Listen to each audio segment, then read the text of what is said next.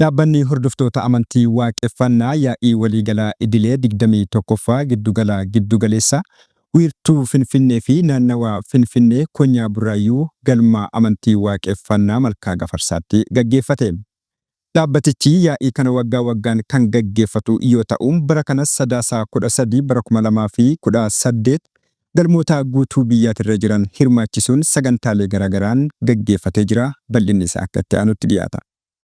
Manni Oromoo durirraa eegalee jaarmiyaalee gurguddoo gaggeeffatu keessatti yeroo walitti dhufuun hojiilee jaarmichaa irratti mari'achuu fi murteelee adda addaa dabarsuun jireenya idilee isaa gaggeeffachaa turee jira. Jaarmiyaalee kanneen keessaa tokko amantii waaqeffannaati. Dhaabbanni hordoftoota amantii waaqeffannaatis erga amantichi wiirtuu tokkoon sagantaa waaltaan gaggeeffamu irraa jaarraa oliif gargar citee ture bara dheeraan booda amanticha bakka duraatti deebisuuf hundaa'e. Haaluma kanaan yaa'iin waliigalaa jalqabaa hundeeffama dhaabbata hordoftoota amantii waaqeffannaa Sadaasa 13 bara 2006 akka lakkoofsa Itoophiyaatti lixa Oromiyaa godina Wallagga Bahaa bulchiinsa magaalaa Naqamteetti waaqeffattoota guutuu biyyaa irraa waamichi taasifamee gaggeeffame. Yaa'iin jalqabaa kunis marii fi murtiilee irratti waliigalee hooggansaa fi caasaa giddugalootaa hundeeffachuun xumure. Tuma fufuun baroota darban keessatti Buraayyuu galma Malkaa Gafarsaatti, Baashaggar Olancitii galma Boosatitti akkasumas Agamtii Harargee Lixaa Daaroo Labuu galma Agamtiitti gaggeeffachaa tureera. Bifuma wal fakkaatuun bara kanas yaa'ii waliigalaa idilee 21ffaa isaa Sadaasa 13 bara 2018 giddugaleessaa wiirtuu Finfinnee fi naannawaa Finfinnee Konyaa Buraayyuu galma Malkaa Gafarsaatti gaggeeffateera.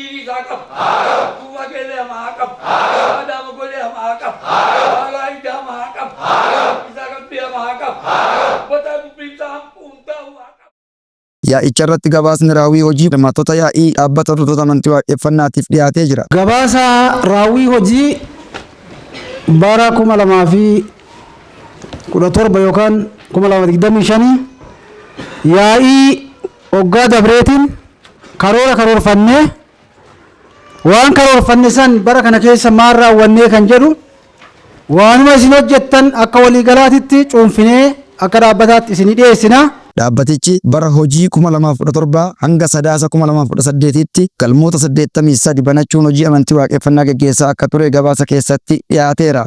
Akka waliigalaatti akka dhaabbataatti galma 83tu baname. Baroota 12 darban keessatti walumaa galatti baay'inni galmoota dhaabbata hordoftoota amantii waaqeffannaatiin banamanii 624 gahaniiru. Barnoota waliin ga'uu jaa barnoota amantii waaqeffannaa bakka dhaloonni keenya jiru waliin ga'uu. Hojiin waliin gahiinsa barnoota amantii waaqeffannaa ijaarsa galmootaa fi waajjiroota tajaajila amantiif oolan meeshaalee guuttachuu fi kanneen biroo hojjetamaa turan gabaasicha keessatti hirmaattota yaa'ii waliigalaatiif dhiyaateera. Dabalataanis karoorri hojii dhaabbatichaa bara itti aanu hooggansa dhaabbatichaatiin hirmaattota yaa'ii kanaaf dhiyaatee jira. Hojii bara 2026 sinii dhiyeesse jechuudha. Hojii barnoota amantii waaqeffannaa waliin gahuu galmoota haaraa banuu meeshaalee hojii waajjiraaleef barbaachisanii fi hojiilee ijoo xiyyeeffannaan irratti hojjetaman qabxiileen karooraan yaa'ichaaf dhiyaatanidha. Karoorri galma haaraa banuudhaa qabanne akka dhaabbataatti galma 108 bannaa jennee karoorfannee jechuudha.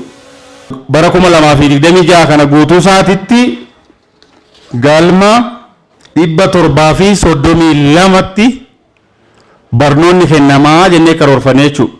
Yaa'ichi murtoo gurguddoo bara hojii itti aanuu milkeessuuf barbaachisan kan hooggansaan dhiyaate sagalee guutuudhaan leel jechuun raggaasiseera. Yaa'ichi koreelee sadarkaa garagaraatti muudamaaf dhiyaatan mirkaneessee jira. Waan firii dhalootaa warra argamsiisu illee sinaa godhu. Faanni keessan illee nagaa haa ta'u. Arrabi keessan illee warra arraba mucucaa eeggatee dhalootaaf hojjetu illee sinaa godhu. Sagantaa dhalootaa warra tiksu sinaa godhu.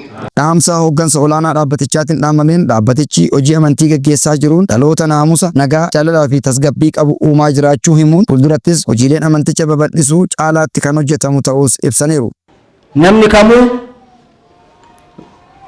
galma isaa bira dhaabbatee sagantaa isaa tiksuu akka danda'u rakkoon tokko gaa namarra ga'e namni ciminaan waan ofii bira dhaabbatee galma ofii babal'isaa akka deemu dhaamuu barbaadeetanii jechuudha.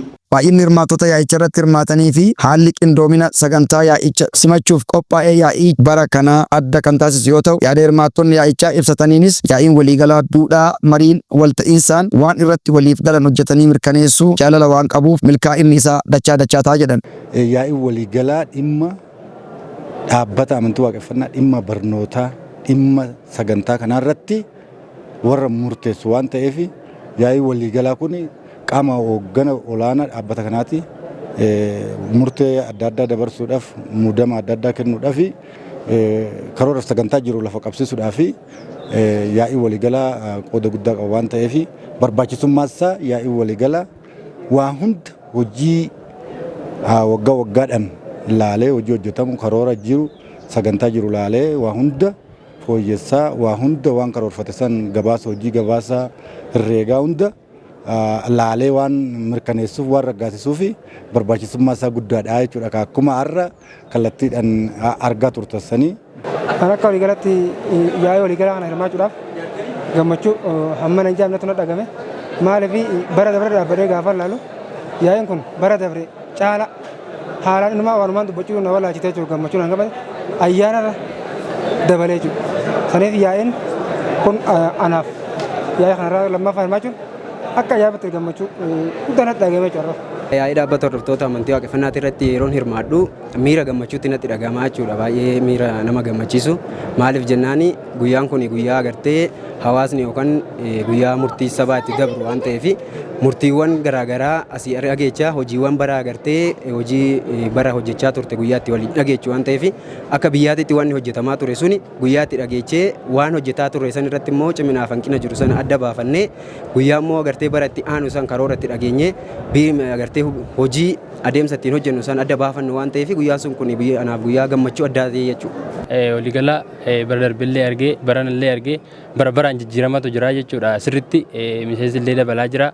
Haalli silaa sagantaan kun itti qophaa'ullee baay'ee dabalaa jira. Gammachuu guddootu natti dhagahamaa jechuudha. Jechaan kanan ibsuu hin dandeenye ol. Agartee itti amannee karoora kana agartee karoora bahu kun karoora keenya waan ta'eef karoora bara kanaatti illee agartee miira gammachuutiin fudhanneeti miira sanaan agartee hojiitti galuudha qophii irra jirra jechuu sirriitti. Murtii kana gaalee jedhamu fudha dura ofumaa fudhachuudha. Ana akka hoggansa tokkotti itti amanatan fudhee jechuudha. Gaafa achirraa waltajjiirraa dhaamsa kun dabru akkuma garattiin fudhee dhaloonni natu baafallee inni fudhataa yeetiin amanaa jira. Dhumarratti yaa'ichi akkuma eebbaan saaqame eebbaa fi bifa dammaatiin xumurameera. Daawwattoota yuutuubii keenya yaa'ii waliigalaa idilee 21ffaa dhaabbanni hordoftoota amantii waaqeffannaa gaggeeffate ilaalchise gabaasa har'aaf qabanne asumatti xumurra. Dhimmoota amantii waaqeffannaa yeroo jiran odeeffannoo argachuuf yuutuub chaanaalii keenya sabiskiraayib gochuu hin dagatinaa jecha horaa bula.